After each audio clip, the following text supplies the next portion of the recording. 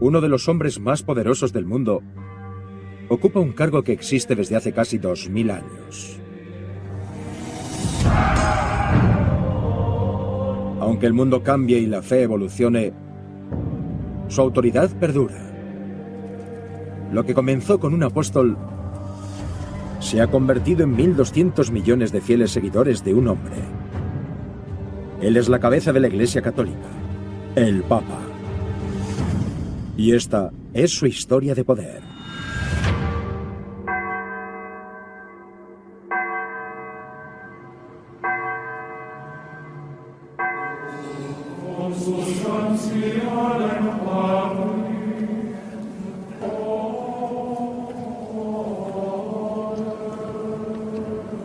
Esto es algo que nunca antes se ha hecho. Esta mañana, el Vaticano ha mostrado públicamente lo que se cree que son fragmentos de huesos de San Pedro, un apóstol de Jesucristo y el primer Papa. El Papa Francisco es el líder número 266 de la Iglesia Católica.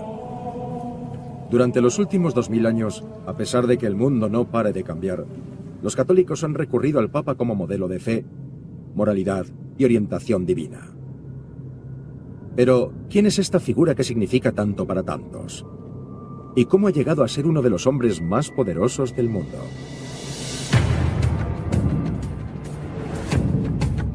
Era un filósofo, el líder de un movimiento clandestino y un forajido. Pedro era uno de los 12 apóstoles. Básicamente solía ir con Jesús. Es una figura importante solo por eso. En los evangelios, cuando los apóstoles van a pescar en Galilea, Jesús le dijo: tú eres Pedro, que significa roca.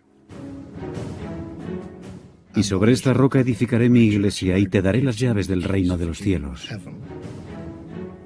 Y Jesucristo le dijo a Pedro: ¿quién dices que soy yo? Y Pedro contestó: tú eres el Mesías, el Hijo del Dios vivo. Se convirtió en la voz que le dio autenticidad. Fue Pedro el que al verbalizar esta confesión se convirtió en el símbolo de la verdad inquebrantable de que Jesús era Hijo de Dios, eje central de la Iglesia Católica. Aunque la palabra Papa no se use en cientos de años, los cimientos de la Santa Sede están ligados al legado de Pedro. Los papas son, por decirlo de alguna manera, los herederos de la generación apostólica. El concepto del papado como una roca, como algo estable, en una época de preocupación, la gente sabe que es inalterable. Pedro predica que Jesucristo murió por los pecados del hombre y aceptar esa verdad es la clave de la salvación. Otros enseñaron distintas variaciones del mensaje, pero en cualquier caso, en el siglo I, todo seguidor de Cristo era considerado una amenaza para el Imperio Romano y era perseguido por sus creencias. Si piensas en los inicios del movimiento cristiano, es increíble que haya llegado a ser algo. Los detenían, los torturaban, los mataban en público. Había rivalidad entre los discípulos. Había diferentes versiones del mensaje de Jesús. Todos los seguidores de Cristo se dispersaron por el Mediterráneo, predicando su mensaje. Pero los apóstoles fueron los únicos que de verdad caminaron junto a Jesús. Había muchas ciudades con florecientes iglesias cristianas, pero la única ciudad con un apóstol como cabeza de la iglesia era Roma, donde Pedro se había instalado. Roma era un imperio enorme. Si eres cristiano, estás diciendo que crees en un hombre, Jesús, que es Rey de Reyes, y no en el Rey de Roma. Te pones en contra del Imperio Romano. Y eso se convirtió en algo muy peligroso para los primeros cristianos. Pese a los peligros a los que se enfrentan los cristianos en Roma, Pedro predica en secreto la palabra de Cristo. Entre el 75 u 80% de los romanos son esclavos. No son humanos. No pueden casarse, pueden comprarse y venderse, ser azotados y violados. Y de repente este movimiento dice, eres una persona con dignidad, que ha sido creada a imagen y semejanza de Dios, y eso hace que merezcas la pena. Eso es una pieza clave del cristianismo. El mensaje de Cristo cala hondo entre los miembros más oprimidos de la sociedad romana. Y las reuniones de Pedro se hacen cada vez más populares. Inevitablemente, capta la atención de uno de los más crueles y sádicos gobernantes de la historia romana: el emperador Nerón. En el verano del año 64 después de Cristo, un fuego embravecido arrasa Roma durante 6 días, destruyendo 2/3 de la ciudad. La gente dice que el emperador Nerón inició el fuego para que sus proyectos de construcción prosperasen. Algunas partes de Roma tenían que incendiarse para que él pudiese construir los templos y lugares de culto que él quería.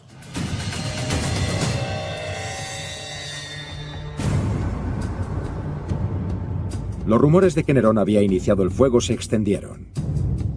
Y necesitaba un chivo expiatorio. La gente ya estaba haciendo muchas preguntas sobre su cordura, su capacidad para gobernar y demás. Buscó un colectivo que no fuese muy querido. Los culpables más apropiados eran los cristianos. Nerón dijo, estos son el problema. Han sido quienes han quemado la ciudad. Hagámosles cosas terribles.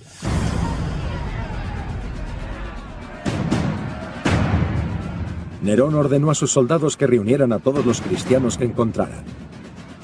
Nerón hizo que los colgaran en postes y los quemaran vivos en sus jardines. Hizo que fieras salvajes atacaran a otros.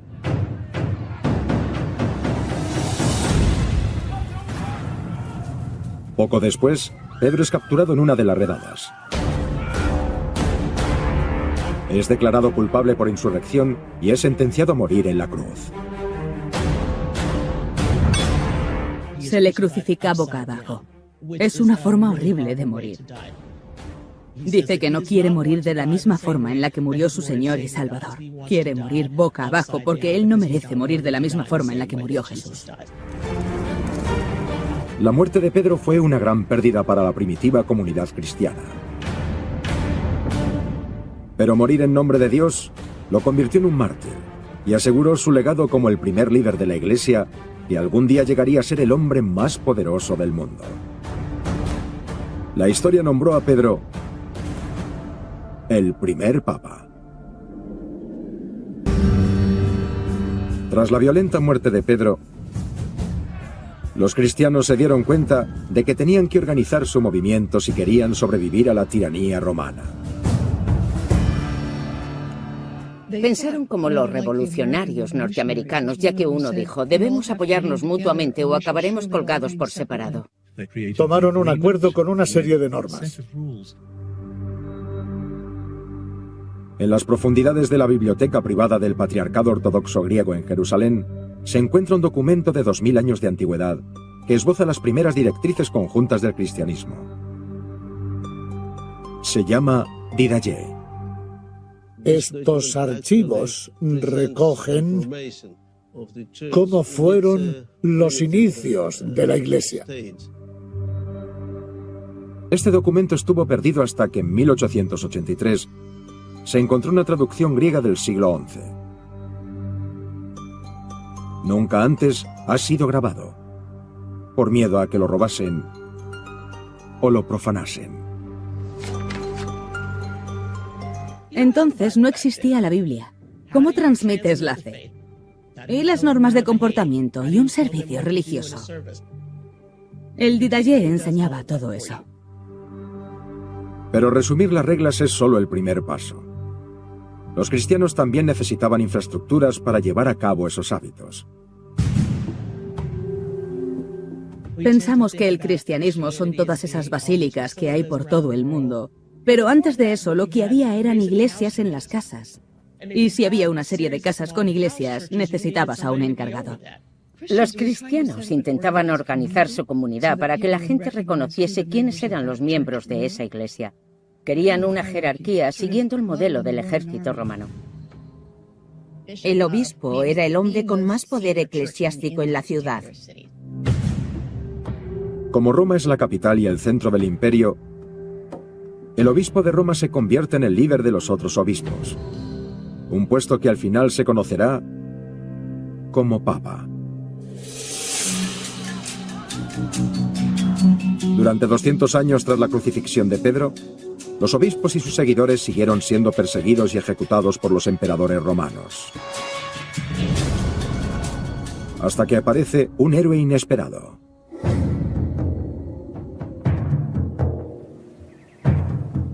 Constantino era un jefe militar excelente y cuando llegó su momento para convertirse en emperador, decidió luchar contra sus competidores. Constantino, el comandante pagano de los territorios occidentales, declara la guerra al comandante oriental para decidir quién sería el emperador de Roma. El día antes de la batalla, tiene una sorprendente visión. Mira hacia arriba y ve la imagen de una cruz. Y creyó que era una promesa de Jesús de que ganaría la batalla.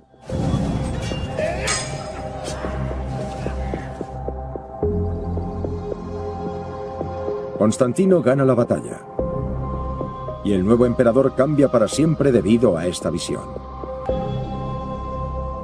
Y decide hacerse cristiano. Uno de sus primeros actos oficiales como primer emperador romano cristiano fue promulgar el Edicto de Milán. Esto no solo convirtió al cristianismo en legal, sino que lo favoreció. Esto fue algo grande. Por primera vez un emperador romano decidió aliarse con la Iglesia. Eso significó que todo el mundo conocido estaba a disposición de la Iglesia. Cuando Constantino hizo que el cristianismo pasase de estar prohibido a favorecido, la Iglesia y el Estado se entrelazaron. Constantino vio el cristianismo como la herramienta para unificar el imperio. Una ideología que le daría a todo el mundo el mismo Dios y los mismos valores morales. Al legalizar el cristianismo, Constantino creó un espacio en el que el obispo de Roma era una figura fija en el plano espiritual y político. Lo que hizo Constantino fue convertir a los obispos a los que antes se perseguía en sus representantes. Los trató como a miembros de su administración. Así, el obispo de Egipto, el de Jerusalén o el de Atenas canalizaban el poder del Estado. Los obispos se convirtieron en gente importante en la comunidad. Si había conflictos entre la gente, era algo normal que fuesen al obispo para solucionarlo. Había que ir a él para conseguir comida. Eso los convirtió en gente poderosa y con una tremenda influencia. Constantino les dio a los romanos un incentivo político y financiero para convertirse al cristianismo.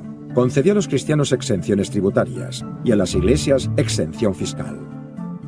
Constantino es la razón por la que las iglesias no pagan impuestos en Estados Unidos y es la razón por la que las iglesias tienen un estatus especial. En los tiempos de Constantino, la Iglesia se convierte en aliada del emperador y en aliada de los gobernantes que se convirtieran al cristianismo. No había ese pensamiento de que el Estado y la Iglesia debían estar separados. Iglesia y Estado trabajaban juntos. Para honrar a su nueva fe, Constantino encarga espectaculares proyectos de construcción en nombre de Cristo por todo el imperio. Uno de los más conocidos es la Iglesia del Santo Sepulcro en Jerusalén. La Iglesia del Santo Sepulcro es uno de los lugares más sagrados de la cristiandad. La losa del suelo es el lugar en el que se dice que Jesús fue enterrado. En cuanto los cristianos dejaron de ser perseguidos por los romanos, empezaron a enfrentarse entre ellos. El mayor problema en esta época fue la doctrina. Algunos pensaban que si Jesús nació de una mujer no podía ser divino y había muchas dudas sobre si Jesús era humano, divino o ambas cosas. Se podría pensar, vaya, es algo casi insignificante, ¿no? Pero hay gente que estaría dispuesta a matar por eso, sí. Había cristianos dispuestos a matar a otros cristianos por esas diferencias. Para unificar el imperio, Constantino debe reunir a todos los obispos bajo una sola iglesia. O se arriesga que el imperio cristiano que ha construido se haga añicos.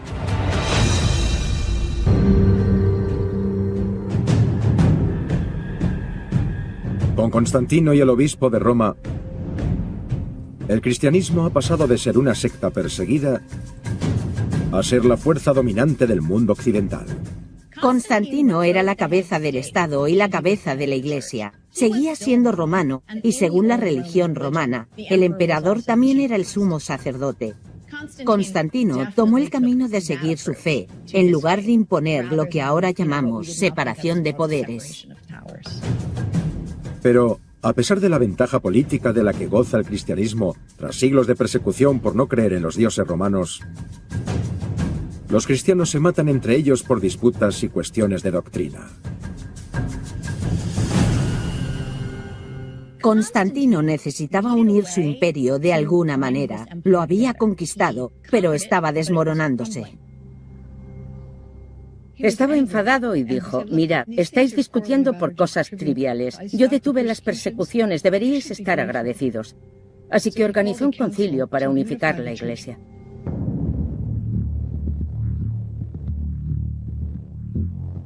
En el concilio de Nicea, por primera vez, todos los obispos se reunieron y hablaron entre ellos.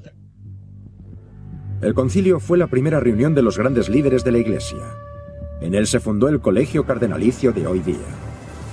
Se les encomendó que escribiesen lo que un cristiano debía creer. Constantino consigue que los obispos lleguen a un acuerdo y hagan una declaración de fe que aún se usa hoy en día para unir a los cristianos. El Credo de Nicea. El credo dice: creo en Jesús, en el Padre Todopoderoso, creador de cielo y tierra, y se decide que Jesús es humano y es divino. Constantino declaró: si lo firmas, eres cristiano y parte de nosotros. Si no, estás excomulgado, estás fuera y probablemente vayas al infierno. Y eso se convirtió en el grito de guerra de los católicos por todo el mundo.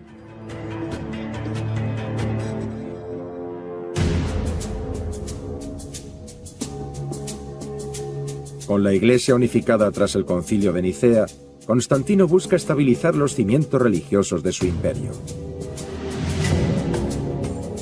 Creó un segundo centro de poder eclesiástico en el este. Le dio su nombre a la nueva capital. La llamó Constantinopla. Hubo diferencias entre Roma y Constantinopla. Los cristianos del este ven a los del oeste como simples bárbaros. Decían que los católicos del oeste bautizaban a sus niños en saliva de lobo. Los del oeste ven a los del este como débiles, como a unos derrotados. La jerarquía del clero bajo los obispos que responden ante el obispo de Roma ha estado funcionando bien. Pero ahora que Constantinopla es una segunda capital, hay un segundo obispo que cree que él debería estar al mando.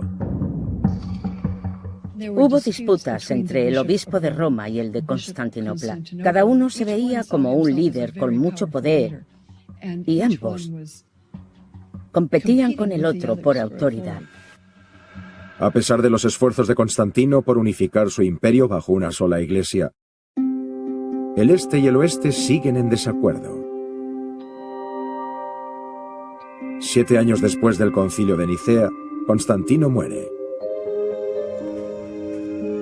y deja una iglesia aún dividida y a Roma sin un líder militar fuerte.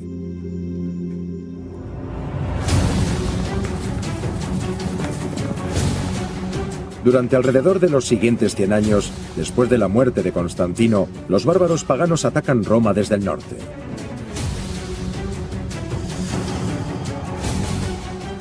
Tras una serie de invasiones y sangrientos enfrentamientos, los bárbaros derrocan al último emperador romano.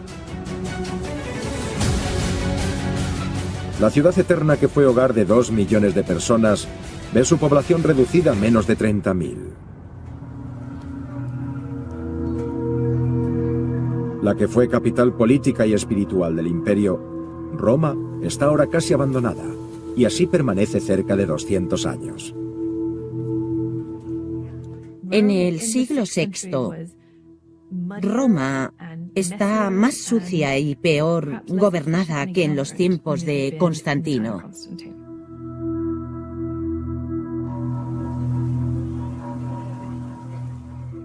Roma no es un buen sitio para vivir. Es un lugar muy peligroso. El nivel de vida es muy bajo. Roma prácticamente había desaparecido. Las iglesias seguían a Constantinopla. Mientras Roma decae, Constantinopla florece. Y muchas de las iglesias cambian su terminología del latín al griego. Se empieza a llamar al obispo de Roma por la palabra griega que designa a padre, papas o papa. Durante este periodo de invasiones bárbaras, no hay un gobierno con sede en Roma. La Iglesia es la única institución capaz de asistir a las necesidades de su maltrecha comunidad. En este periodo, el Papa es la cabeza de la Iglesia y quien gobierna Roma. La población de Roma dependía de la Iglesia como Estado. No solo como iglesia que supervisa la relación entre Dios y los hombres, sino como una iglesia que supervisa la comida, el agua y la seguridad. Pero las familias paganas con poder quieren controlar la ciudad y ven la oportunidad. Sin una protección oficial, el papado está a punto de verse directamente atacado. En el año 795, las familias bárbaras paganas llevan luchando por el poder de la ciudad desde hace 2 siglos.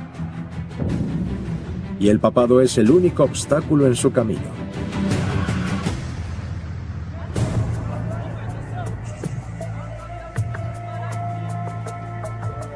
Los lombardos son uno de los invasores bárbaros de la península itálica.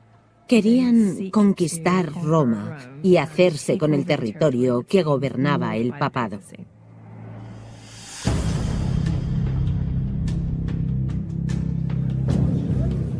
Durante una procesión, los lombardos atacan con agresividad al Papa León III. Le obligan a tirarse al suelo y le cortan la lengua, pero sobrevive. El Papa León III sabe que necesita protección y que, como no tiene ejército, necesita tener aliados.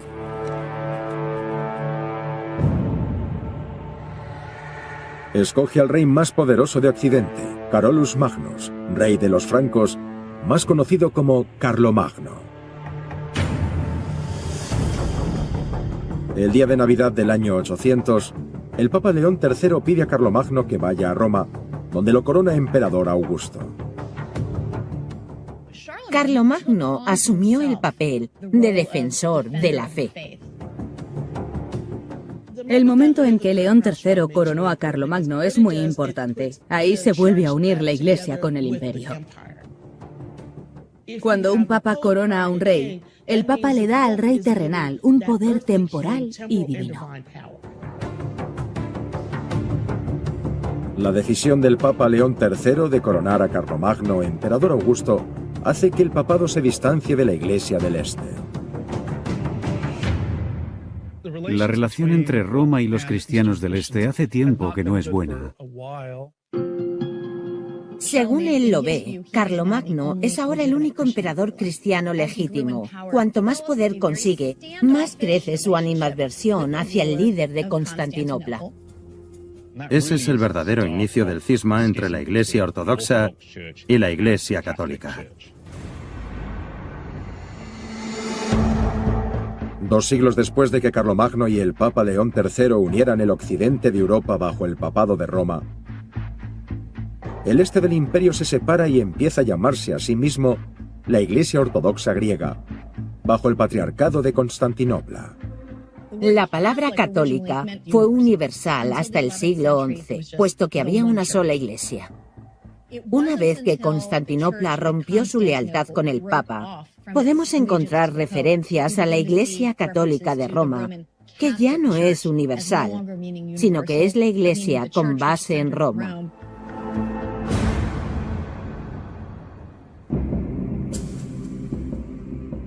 $200 años después de la histórica alianza entre Carlomagno y el Papa León III,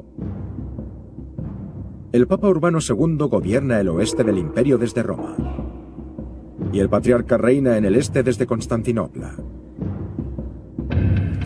hasta que Constantinopla ve que se enfrenta a una amenaza inminente. El Islam es la fuerza más poderosa de la Edad Media. Son los más ricos, los más sofisticados. Si hubiese tenido que apostar por algo entonces, habría apostado a que el Islam y los imperios islámicos serían el futuro. Los ejércitos musulmanes han ido abriéndose camino a través de la península arábiga, conquistando nuevas tierras y uniéndolas bajo el Islam.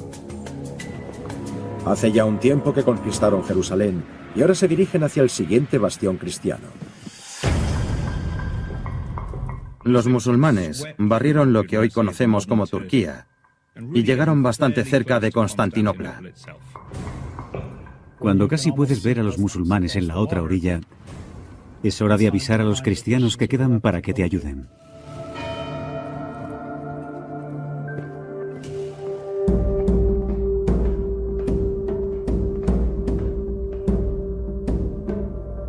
El emperador bizantino, Alejo I, escribe al Papa Urbano II en Roma para pedirle ayuda contra los musulmanes. Alejo pide unos cuantos cientos de caballeros para ayudarle a defender su ciudad.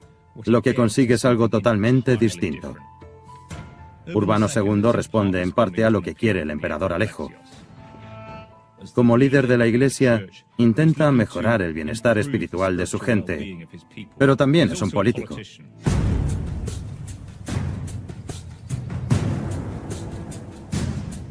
Viendo una oportunidad de unir a los cristianos del este y a los del oeste, y de afirmarse como líder, el Papa Urbano II convoca una reunión de emergencia con clérigos, caballeros y ciudadanos.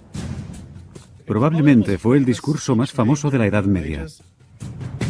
Urbano habló del apuro en el que estaban los cristianos en el este, cuyas tierras habían sido conquistadas, de las horribles mutilaciones que sufrían monjas, clérigos y peregrinos debido a su fe. Lo que hizo Urbano fue muy inteligente. En lugar de pedir que fuesen a combatir por el este, les pidió que fuesen hasta Jerusalén y reconquistaran las tierras que ahora estaban en manos de los musulmanes. La respuesta fue impresionante. Gritaban, Deus vult, Dios lo quiere. Este es el momento en el que las cruzadas comienzan desde el oeste de Europa. Urbano fue el ejemplo de un tipo nuevo de papa. Era severo, tenía una gran personalidad. El papado era una entidad unificadora, purificadora, inspiradora, e instó a la gente a que hiciese algo extraordinario por Dios. Tenía una gran imaginación. Por primera vez, el Papa, un líder religioso que estuvo a merced de los bárbaros y dependió de reyes para su protección, se hace con un ejército y declara una guerra. En 1094, la Iglesia del Este le pide al Papa en el oeste que le ayude a luchar contra la llegada de los musulmanes. El Papa Urbano II ve la oportunidad de reunir a los cristianos y restaurar la Iglesia católica. Somos tribales cuando se ataca a nuestra tribu. Hoy en día es igual. El 11 de septiembre atacaron a Estados Unidos y la gente hacía cola en los centros de reclutamiento para alistarse y luchar. Cuando hace el llamamiento para la Primera Cruzada, el Papa Urbano II consolida su papel como potencia mundial. El Papa ya no es solo un líder espiritual, sino también un comandante a cargo de un ejército. Una ferviente masa de casi 40.000 personas marcha hacia Jerusalén por el este. Las cruzadas fueron fundamentalmente un acto de devoción. Las cruzadas son el único caso en la historia de la humanidad en el que hay miles de guerreros recorriendo miles de kilómetros, adentrándose en territorio enemigo, sin una buena razón estratégica. Los guerreros comenzaron su cruzada en Renania, lo que se convertiría en Alemania.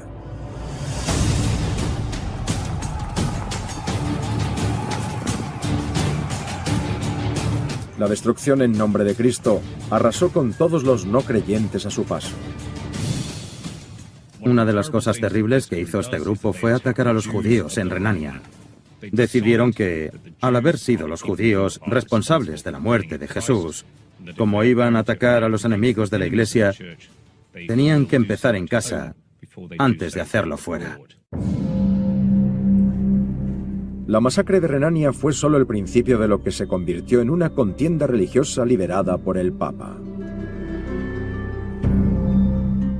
Cuando la primera cruzada llega a Asia Menor, entra en territorio musulmán. Conquistan la ciudad de Nicea y después luchan contra los musulmanes y se hacen con Antioquía.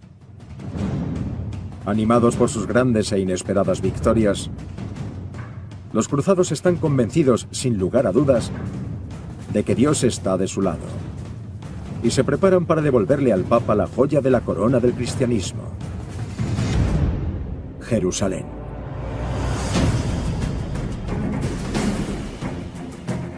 A su Señor Jesucristo le habían arrebatado sus tierras, y los cruzados, como sus sirvientes, tenían la responsabilidad de ayudar a reconquistar esas tierras. Los cruzados eran extremadamente violentos. Atacaban a la gente en sus casas. Violaban en masa, mataban a los niños. Quemaban barrios enteros. Era algo horrible. Lograron liberar la ciudad de Jerusalén de manos musulmanas. Y esto fue durante generaciones aclamado y reconocido. Tras haber sido un templo musulmán durante 400 años, los cruzados reemplazaron la media luna de lo alto del Domo de la Roca por una cruz y lo convirtieron en una iglesia. Los cruzados eran excluyentes debido, por un lado, al fervor religioso y, por otro, al simple deseo de conquista. Los musulmanes no podían vivir en zonas cristianas. Jerusalén permanece en manos cristianas hasta 1187, cuando el sultán Saladino agrupa a los musulmanes del este para recuperar Tierra Santa. Mientras los musulmanes se acercan de nuevo a Jerusalén, el Papa Urbano III se da cuenta de que el intento de su predecesor de defender el cristianismo quizá provoque su fin.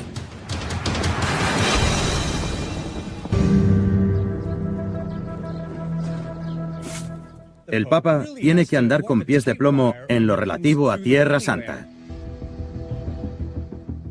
Judíos, cristianos y musulmanes. Tres grandes religiones que viven codo con codo aquí. En 2014, el Papa Francisco intenta acercar tres grandes religiones que llevan siglos separadas por la Guerra Santa. El Papa Urbano II incitó a la violencia para conseguir un mundo bajo una sola Iglesia católica. Y el Papa Francisco aún sigue intentando sanar las heridas infligidas por su predecesor hace casi 1000 años. La religión provoca muchos sentimientos. Provoca tragedias, crímenes. Es una historia de casi 2000 años de esas cosas, y los papas han formado parte de esa historia desde el principio.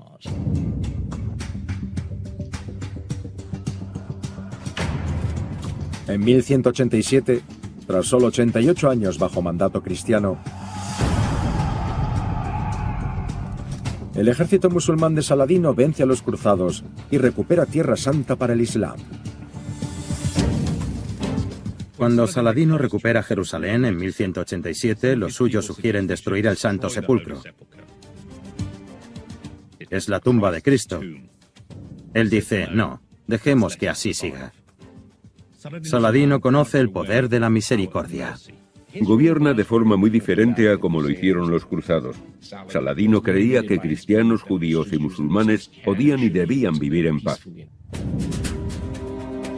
Como símbolo de la nueva hermandad entre cristianos y musulmanes, Saladino confía la llave de la iglesia del Santo Sepulcro a una familia musulmana. Hoy en día sigue siendo responsabilidad de los musulmanes que los peregrinos cristianos entren y salgan del templo más sagrado de la cristiandad. El Papa Urbano III abandona la idea de que el cristianismo debe gobernar el mundo y entabla relaciones con otras fees. Se acepta que es un espacio cristiano que deben proteger los gobernantes musulmanes. no para evitar que la gente vaya, sino para proteger el derecho al culto de los cristianos.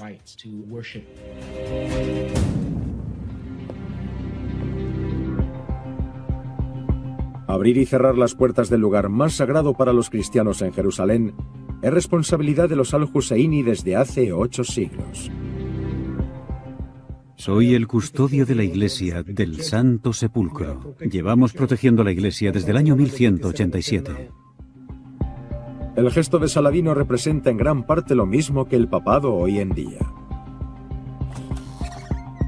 Un liderazgo divino que se enfrenta a religiones en guerra. Cuando vengo cada mañana a abrir las puertas, me quedo mirándolas y veo a mi padre, a mi abuelo, y también veo cómo Saladino Ayyub las abre conmigo. Es un honor. No hay palabras para expresar. Es increíble.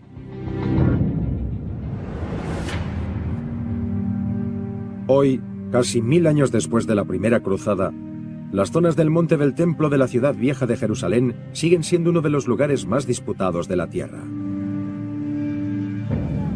Existe una frágil paz, y el lugar busca convertirse en el brillante ejemplo de que 3 creencias distintas pueden coexistir.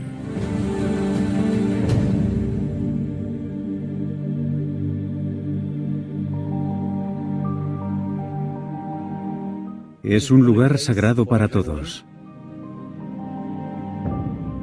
Está el Domo de la Roca, el Muro de las Lamentaciones y la Iglesia del Santo Sepulcro. Queremos la paz. Queremos vivir juntos, como hermanos. A lo largo de la historia, el Papa ha jugado un papel principal en los constantes enfrentamientos entre devotos. Miles de años han pasado. Se han perdido miles de vidas. Pero las llamadas a la lucha y los rezos por la paz perduran.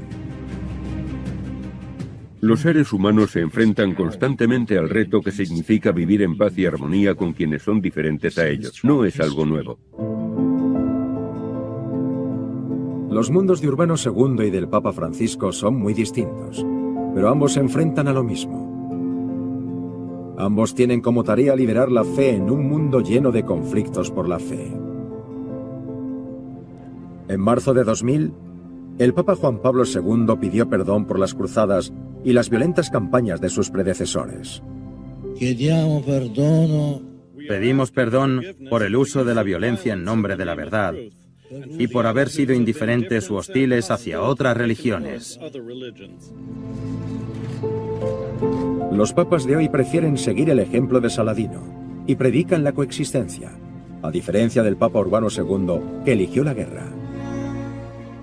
Jesús le dijo a Pedro: tú eres la roca, y sobre esta roca edificaré mi iglesia. Una roca no se mueve, es eterna. Así que parece que los fieles católicos aprecian de forma misteriosa y fervorosa la estabilidad y permanencia de la idea del pasado.